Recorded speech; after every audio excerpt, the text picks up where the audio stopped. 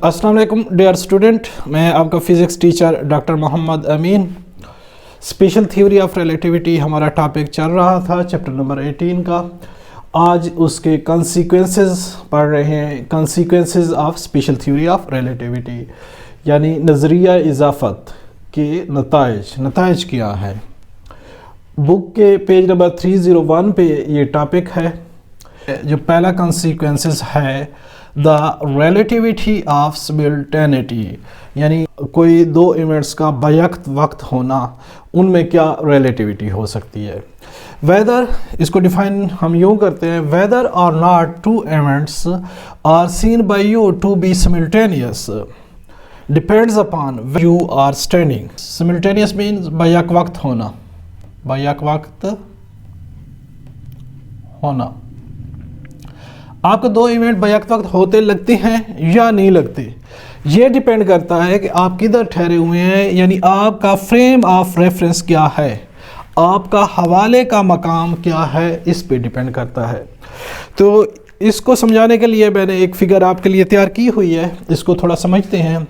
ये एक ट्रेन है जो कि half of velocity of light जा रही है, जिसकी वेलोसिटी जो है वो स्पीड क्या है, c/2 है। Half of velocity of light इस डायरेक्शन में ये जा रही है। इसकी छत में बिल्कुल मिडल में एक बल्ब लगा हुआ है और वो स्विच ऑन ऑफ हो सकता है। यहाँ दो डोर हैं, यहाँ डोर 1 है, दरवाज़ा नंबर 1 है, यहाँ डोर 2 है, दरवाज़ा नंबर 2 है। ये दोनों डोर लाइट ऑपरेटेड हैं। जब इनके पास लाइट पहुँचती है, इस बल्ब की रोशनी पहुँचती है, तो ये खुल जाते हैं। दो ऑब्ज़र्वर मौजूद हैं, एक ट्रेन के अंदर मौजूद है, ऑब्ज़र्वर नंबर 1 है, और दूसरा ट्रेन से बाहर स्टेशन पे मौजूद है, ऑब्ज़र्वर नंबर 2 है। अब ऑब्ज़र्वर नंबर 1 लाइट को ऑन करता है, इस बल्ब को ऑन करता है, और रोशनी की किरणें बैक वक्त दोनों बाजू तक पहुंचती हैं, डोर नंबर 1 तक और डोर नंबर 2 तक बैक वक्त पहुंचती हैं। ये ऑब्ज़र्व करता है जो ट्रेन के अंदर है, और इसकी ऑब्जर्वेशन होती है कि डोर नंबर 1 और डोर नंबर 2 दोनों बैक वक्त खुल रहे हैं। इसकी ये ऑब्जर्वेशन है, door 1 and door 2 are opening simultaneously. दरवाज़ा नंबर 1 और दरवाज़ा नंबर 2 बैक वक्त खुल रहे हैं। ये ऑब्जर्वेशन है उस बंदे की जो ट्रेन के अंदर बैठा हुआ है, और train half of velocity of light इस डायरेक्शन में जा रही है। जो स्टेशन पे मौजूद है उसकी ऑब्जर्वेशन इसके बारे में क्या होगी, उसका मुशाहिदा क्या होगा। तो क्योंकि ट्रेन इस तरफ half of velocity of light जा रही है, जैसे बल्ब से रोशनी निकलती है तो वो भी इसी डायरेक्शन में वेलोसिटी ऑफ लाइट जाएगी, इसी डायरेक्शन में। तो डोर 2 तक हाफ बन जाएगी, यानी c - c/2 = c/2, half of velocity of light बन जाएगी। इसलिए ये ऑब्जर्वर ऑब्जर्व करेगा कि डोर नंबर 1 जो है वो पहले खुल रहा है और डोर नंबर 2 थोड़ी देर बाद खुल रहा है। तो ये ऑब्जर्वेशन है इसकी, door number 1 is open first. तो ये कहता है कि डोर नंबर 1 ओपन फर्स्ट है, पहले खुल रहा है। तो whether or not two events are seen by you to be simultaneous, आपको दो इवेंट्स, दो दरवाज़ों का खुलना बैक वक्त लगता है या नहीं लगता, डिपेंड करता है upon where you are standing, आप कहाँ खड़े हैं। अगर आप ट्रेन के अंदर खड़े हैं तो ये आपके लिए बैक वक्त खुल रही हैं। अगर आप ऑब्जर्वर ट्रेन के बाहर हैं तो डोर नंबर 1 पहले खुल रहा है, डोर नंबर 2 बाद में खुल रहा है। स्टूडेंट, अब दूसरा कंसिक्वेंसेस देखते हैं। The equivalence between mass and energy, यानी एनर्जी तवानाई और मैस कमियत ना, मिकदार मादा, उसमें क्या मसावात है। Mass and energy are interconvertible, यानी एनर्जी और मैस आपस में इंटर कन्वर्टेबल हैं, यानी बाहमी तब्दील होने वाले, बाहमी तब्दील होने वाले हैं। आइंस्टाइन्स मास एनर्जी रिलेशन आप हमारे पास है, E = mc², जो कि बहुत ही वेल नॉन इक्वेशन है मास एनर्जी कन्वर्जेंस की। ये कॉन्सिक्वेंस ये बताता है हमें कि मास एनर्जी में और एनर्जी मास में कन्वर्ट हो सकती है।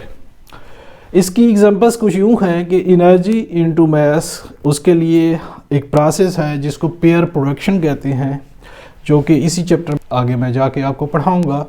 क्योंकि गैमा रे फोटोन एक एनर्जी है, E = h म्यू, इसकी एनर्जी है फोटोन की।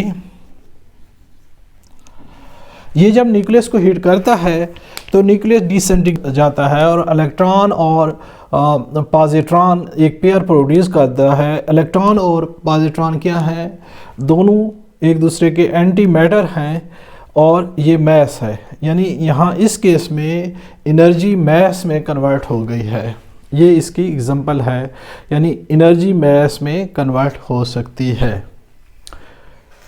How mass can be change into energy, इसकी क्या एग्जांपल हो सकती है? तो इसी चैप्टर में पढ़ा है, इनहेलेशन ऑफ मैटर एक टॉपिक पढ़ा है जो आगे जाके मैं पढ़ाऊंगा आपको। जब इलेक्ट्रॉन और पॉजिट्रॉन आपस में मिलते हैं तो 2 गैमा रे फोटोन प्रोड्यूस होते हैं। गैमा रे फोटोन क्या है? एनर्जी है, जिनकी एनर्जी h म्यू है, और इलेक्ट्रॉन पॉजिट्रॉन जो मिल रहे हैं वो क्या है? मैस है। तो इस केस में मैस एनर्जी में चेंज हो रही है। अगर हम फिशंस की बात करें, न्यूक्लियर फिशंस की बात करें, जब न्यूक्लियर फिशन होता है जैसे बॉम्ब में होता है तो उसमें एक mass 2 kg 1 kg mass change होता है एनर्जी में, और वो एनर्जी डिस्ट्रक्शन आगे करती है। न्यूक्लियर रिएक्टर्स के अंदर फिशंस होते हैं यूरेनियम वगैरह के, तो वो भी उसमें भी एनर्जी जो मैस है वो एनर्जी में कन्वर्ट हो रही होती है। इसके अलावा हम डेली लाइफ में अपने बाइक और कारें वगैरह पेट्रोल से चलाते हैं। पेट्रोल एक मैस है, 2 लीटर होगा, 10 लीटर होगा, 5 लीटर होगा, और उससे हम एनर्जी हासिल करके कार को ड्राइव करते हैं। मैकेनिकल एनर्जी में पेट्रोल की मैस जो है वो चेंज हो जाती है और हीट में चेंज हो जाती है और धुआं भी निकलता है गाड़ी से, तो इधर भी मैस एनर्जी में कन्वर्ट हो रही है। स्टूडेंट्स, अगला कॉन्सिक्वेंस है लेंथ कंस्ट्रक्शन, यानी लेंथ का, लंबाई का सिकुड़ जाना। स्पेशल थ्योरी ऑफ रिलेटिविटी ये कहती है कि जब कोई object with velocity of light move करता है, v = c हो जाता है, तो उसकी लेंथ जो है वो सिकुड़ जाती है, कम हो जाती है। अगर रेस्ट पे उसकी लेंथ L0 है और ये object with velocity of light move करना शुरू कर दे, तो इसकी लेंथ हम इस फार्मूला से निकालते हैं, L = L0 × √1 - v² और c²। अब v = c इसमें पुट करते हैं तो L0 1 - c² और c² ये कैंसिल हो जाएंगे, तो आपके पास आ जाएगा 1 - 1, तो L0 × 1 - 1 √0 एंड √0 विल बी 0, तो ये आपके पास 0 हो जाएगा। यानी आपके पास रिलेटिविस्टिक लेंथ जो होगी वो 0 हो जाएगी जब ये बॉडी मूव करेगी विद वेलोसिटी ऑफ लाइट, यानी लेंथ कम हो जाएगी, लेंथ कॉन्ट्रैक्ट हो जाएगी। इसको हम इसकी मिसाल में यूँ दूंगा आपको कि ये हमारे पास एक ट्रेन है और इसमें एक ऑब्जर्वर बैठा हुआ है जो कि इसके अंदर है, और उसने इस ट्रेन की लेंथ मेजर की है 100 मीटर। ये ट्रेन इस डायरेक्शन में 0.8 time of velocity of light जा रही है। तो एक दूसरा ऑब्जर्वर जो स्टेशन पे बैठा है वो जब इसकी लेंथ मेजर करेगा तो वो ये रिलेटिविस्टिक लेंथ का फार्मूला लगा के अगर आप कैलकुलेट करें, v की वैल्यू 0.8 c लगाएं, और मैंने लगाया है और मैंने कैलकुलेशन की है, तो इसकी वैल्यू L = 60 मीटर आती है। तो लेंथ इसकी कॉन्टैक्ट हो गई है। जो बाहर बैठा स्टेशन वाला ऑब्जर्वर है उसने मेजर किया कि इसकी लेंथ 60 मीटर है, और अंदर वाला जो है, ट्रेन के अंदर वाला जो बंदा है वो मेजर कर रहा है इसकी लेंथ, इस ट्रेन की 100 मीटर। तो जब भी कोई body with velocity of light move करती है तो उसकी लेंथ सिकुड़ जाती है, जैसा कि इधर प्रूफ हो रहा है। स्टूडेंट्स, अब अगला कॉन्सिक्वेंस पढ़ने जा रहे हैं टाइम डायलेशन, यानी टाइम का लंबा हो जाना, टाइम का एक्सपेंड हो जाना, बढ़ जाना। अगर कोई object velocity of light attain कर लेता है v = c, तो उसका रिलेटिविस्टिक टाइम मालूम करने का की इक्वेशन है t = t0 / 1 - v² और c²। t0 उसका टाइम एट रेस्ट है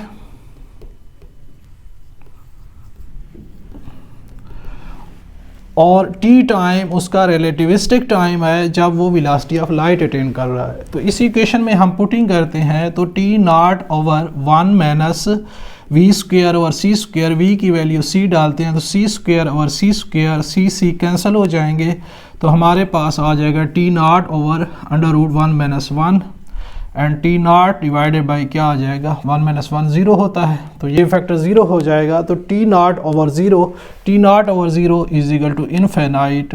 तो टी जो रिलेटिविस्टिक टाइम हमारे पास आएगा वो इनफिनाइट हो जाएगा, यानी टाइम एक्सपेंड हो जाएगा। इसकी मिसाल यूँ है कि एक ट्रेन है जो कि 0.8 टाइम वेलोसिटी ऑफ लाइट इस डायरेक्शन में जा रही है। इसके अंदर बैठा हुआ एक ऑब्जर्वर बैठा हुआ है और वो अखबार को खोलता है। इसको अखबार को खोलने में इसने जो क्लॉक ट्रेन के अंदर थी उससे जो मेजर किया इसने टाइम, वो इसको खोलने में 1 सेकंड लगा। इस ऑब्जर्वर को जो अंदर बैठा, ट्रेन के अंदर बैठा है, तो उससे 1 सेकंड लगा।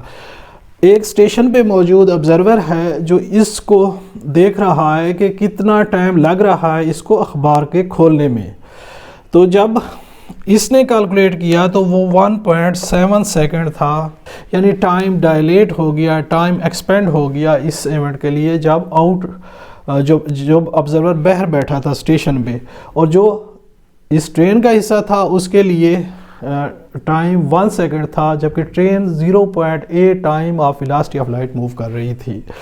इसको आप भी ट्राई कर लें, कैलकुलेट कर सकते हैं। इसी इक्वेशन में v की वैल्यू 0.8 टाइम ऑफ c आप डाल के स्क्वायर लें और कैलकुलेशन करें तो ये 1.7 सेकंड निकलेगा टाइम।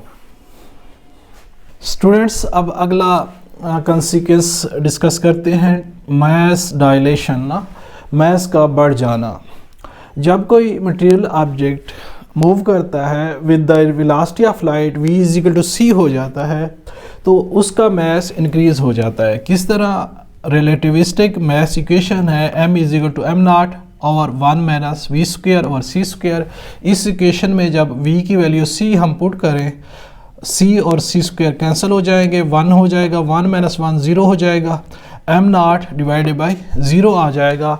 तो ये any number divided by zero is equal to infinite हो जाता है। तो मास, रिलेटिविस्टिक मास रेस्ट वाले मास m नॉट से इंक्रीज़ हो जाए। तो इसको मैंने एक प्रॉब्लम में सॉल्व किया है कि लेट से एक बॉडी है, उसका मास m नॉट 1 kg है और वो मूव करती है 0.8 time of velocity of light, तो उसका mass at this velocity, what will be its mass at this velocity. तो रिलेटिविस्टिक मास इक्वेशन में जब ये वैल्यू मैंने पुट की, स्क्वायर लिया 0.64, सी स्क्वायर हो गया, सी कैंसिल हो गए, सी स्क्वायर और सी स्क्वायर कैंसिल हो गए, तो 0.64 1 में से माइनस किया 0.36 और उसका जब अंडर रूट निकाला 0.6 को जब 1 पे तकसीम किया 1.66 kg आ गया। इनिशियल मास उसका रेस्ट वाला क्या था? 1 kg था। अब रिलेटिविस्टिक मास कितना आ गया? 0.66 kg आ गया। तो मास उसका 0.66 kg जब उस बॉडी ने मूव किया 0.8 time of velocity of light, तो उसका मास इतने टाइम इंक्रीज़ हो गया। क्योंकि मास इंक्रीज़ होगा, जैसे जैसे उसकी स्पीड हम बढ़ाएंगे, उसकी वेलोसिटी बढ़ाएंगे, उसका मास इंक्रीज़ होगा। मास के इंक्रीज़ करने के लिए न्यूटन सेकंड लॉ के मुताबिक F is equal to ma है हमारे पास, तो हमें उसको एक्सलेरेट करने के लिए ज़्यादा फोर्स लगानी पड़ेगी। ज़्यादा फोर्स लगाने के लिए हमें ज़्यादा एनर्जी देनी पड़ेगी। तो by increasing mass more energy is required to accelerate the body. Body को फर्दर एक्सलेरेट करने के लिए ज़्यादा एनर्जी चाहिए। तो इस वजह से practically v is equal to c material objects के लिए अटेन करना इम्पॉसिबल है, नामुमकिन है। Material object velocity of light gain नहीं कर सकते क्योंकि मास उनका इंक्रीज़ होने के लिए हमें ज़्यादा एनर्जी चाहिए। लेकिन पार्टिकल एक्सेलरेटर के अंदर, जैसा कि मैंने पिछले लेक्चर में आपको एक एनिमेशन दिखाई, तो उसमें इलेक्ट्रॉन, प्रोटॉन और न्यूट्रॉन वगैरह को पार्टिकल एक्सेलरेटर्स के अंदर हम नियरली वेलोसिटी ऑफ लाइट हम एक्सेलरेट करा सकते हैं। लैब्स के अंदर प्लैनेट अर्थ पे ऐसा पॉसिबल है, लेकिन बाकी मटेरियल ऑब्जेक्ट के लिए वेलोसिटी ऑफ लाइट अटेन करना इस डेफिनेशन के तहत, इस स्टेटमेंट के तहत नामुमकिन है। स्टूडेंट्स, अब अगला कंसीक्वेंस डिस्कस करते हैं, application of time dilation and length contraction for space. यानी जो स्पेस शिप्स के अंदर लोग जाते हैं एक प्लानट से दूसरे किसी स्टार की तरफ या दूसरे किसी प्लानट की तरफ, तो उनके लिए किस तरह लेंथ कॉन्ट्रक्शन होती है और टाइम किस तरह डायलेट होता है, टाइम किस तरह एक्सपेंड हो जाता है। ये प्लानट अर्थ है और यहाँ एक ऑब्जर्वर मौजूद है, सपोज आप हैं, और यहाँ से एक स्पेसशिप जा रही है जो कि एक दूर स्टार है उसकी तरफ जा रही है, और ये spaceship with half of velocity of light जा रही है, c/2 इसकी वेलोसिटी है उसकी तरफ, स्टार की तरफ जाते हुए। Astronaut going from earth to star with v = c/2। इसमें मौजूद जो एस्ट्रोनॉट है वो half of velocity of light जो है ना स्टार की तरफ जा रहा है। तो इस ज़मीन वाले की यानी आपकी ऑब्जर्वेशन है कि यहाँ से यहाँ तक जाते हुए इस स्पेसशिप को 8 साल गुजर गए हैं, और इस स्पेसशिप में जो बंदा है वो जो ऑब्ज़र्व करता है अपनी क्लॉक में, जो टाइम को ऑब्ज़र्व करता है, तो वो कहता है 7 ईयर गुजर गए। तो ये एप्लीकेशन है टाइम डायलेशंस की और लेंथ कॉन्ट्रक्शन की, कि स्पेस में टाइम जो है डायलेट हो जाता है, टाइम स्पेस के अंदर ज़्यादा पड़ जाता है। दैट्स वाई स्पेसशिप का वाला बंदा जो है 7 ईयर रीडिंग नोट कर रहा है और प्लैनेट अर्थ वाला 8 ईयर रीडिंग नोट कर रहा है। उम्मीद है डियर स्टूडेंट आपको समझ आ गई होगी। 6 कॉन्सिक्वेंसेस थे जो बारी बारी हमने डिस्कस किए। अगर फिर भी कोई प्रॉब्लम हो तो मुझे इनबॉक्स में मैसेज करें, मैं आपको ज़रूर रिप्लाई करूँगा। अपना ख्याल रखिएगा। Thank you so much. अल्लाह हाफिज़।